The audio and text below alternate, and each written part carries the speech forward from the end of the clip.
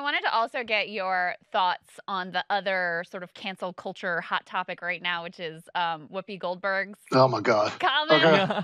Yeah. So, Jake, what's the deal with Whoopi Goldberg? Yeah, so I'm going to be honest, I'm probably not following this as close as some people, but here's my understanding as a generally Jewish person who has to be aware of what happened. So for some reason on The View, they're talking about the Holocaust, right? But that's as it just comes up on The View, right? They're like, it's with my morning coffee, I want to hear these ladies talk about the Holocaust, right? Sure. So then for some reason, she decided to make a very nuanced take in which she said the Holocaust isn't about race, right? Like basically this is white people being evil to white people, right? Or man being evil to fellow man. So she got in a lot of hot water about that. And then my understanding what happened next peters off a little bit, but as you saw in that super cut that I had the privilege of making, she went on Colbert and she kind of apologized, but also kind of doubled down. And it's this weird situation where it's kind of unclear what she means and why she's saying it, at least to me. But as you can see, it's been dominating the news cycle and it's the most important news story in the country. So I go back and forth between two approaches to things like this. And I'm not saying one's better than the other. In fact, I think I kind of tend to wildly vacillate back and forth between them. One of them is the one that's exemplified by my initial reaction when Crystal asked me about it on the show, which is, oh my God, why are we talking about this? Like, come on, right? We're talking about Picard season 2, right? Like Russia, Ukraine, that's still going on. Soaring economic inequality, that's still going on. It's just like, this is just silly. And then the other approach, which is exemplified by what we're about to watch, is trying to sort of find some kind of nugget of something that might actually be important that you could extract from like whatever like weird culture war, like freak out everybody's having about whatever they're having to freak out about, that week. And I don't know, maybe you have to do a little bit of both, but here's what I actually said to it after my sort of, initial cringing.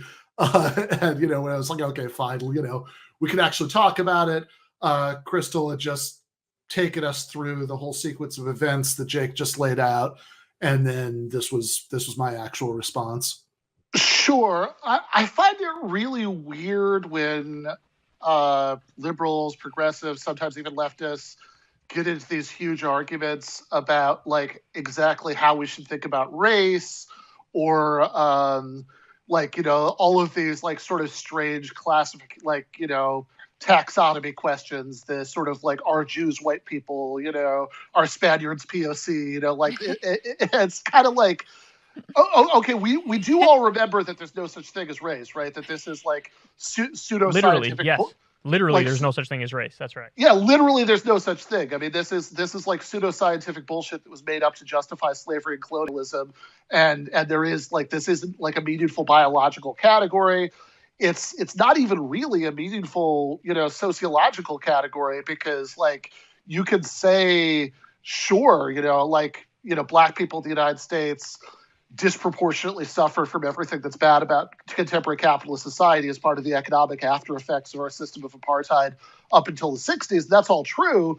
But also, like, look, who's suffering more from all of those things, right? Like a very poor white person or Whoopi Goldberg, right? I mean, the question kind of answers itself, right? Like there are sociologically, no less than biologically, there are bigger differences within the so-called races than there are between them. So I just find this question of like, oh, that wasn't about race, because like that's not a real racial difference, between white people and black people. There are no real racial differences, right? I mean, there's like skin color difference or whatever, but like, if we had some weird classification scheme where we thought it said something really important about people, whether they had blue eyes or brown eyes, then like we could have all the same dumb discussions and, are green-eyed people, are those really blueies or brownies, right? But like, I don't think it would matter, and I don't think this matters either.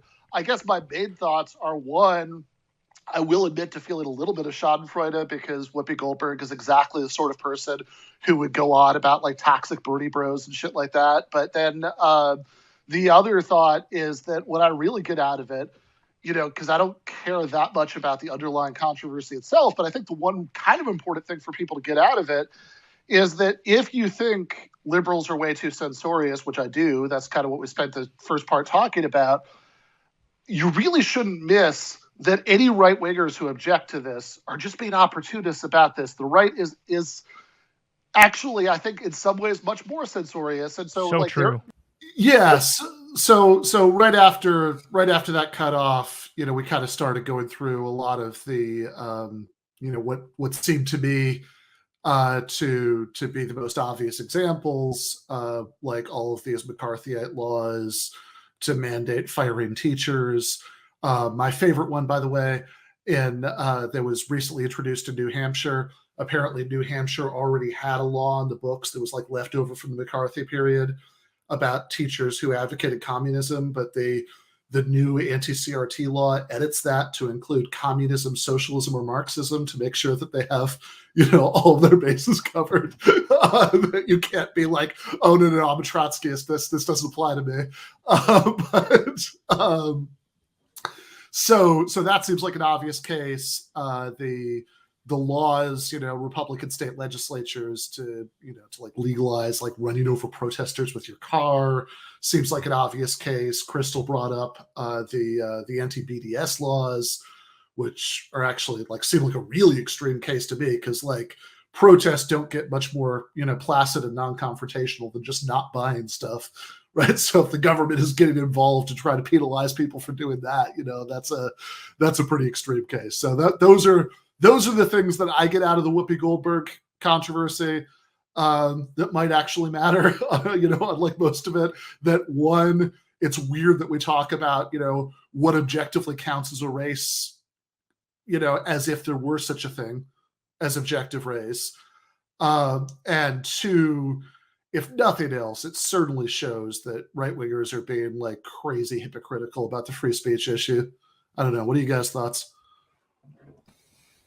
Yeah, I mean, it definitely doesn't feel like the type of argument that like the longer we spend, the better it's going to get, right? In terms of like talking about like who's really, is Judaism a race? I mean, it's a complex issue if you're approaching it just from an educational standpoint, I think. But it's clearly, since like you said, these are all made up categories anyway, you're not going to come to a concrete answer, right? It just depends what perspective you're looking at.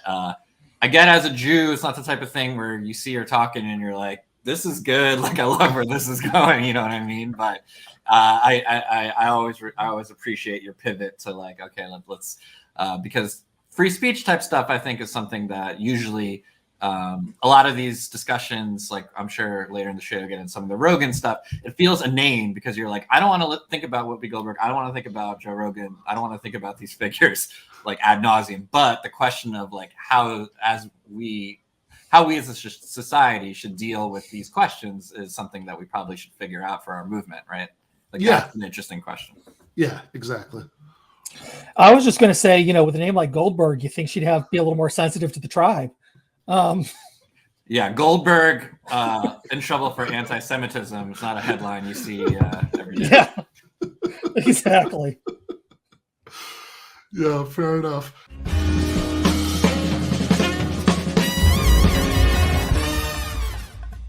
You have been watching free public content from Give Them an Argument. To access every single episode of the show, the main show on Monday nights, all of the streams, all of the debate breakdowns, all of the patron-exclusive post-games on Monday nights, all of the patron-exclusive bonus episodes every week, and much, much more, go to patreon.com/Ben Burgis. I cannot resist ending this with, don't be foolish.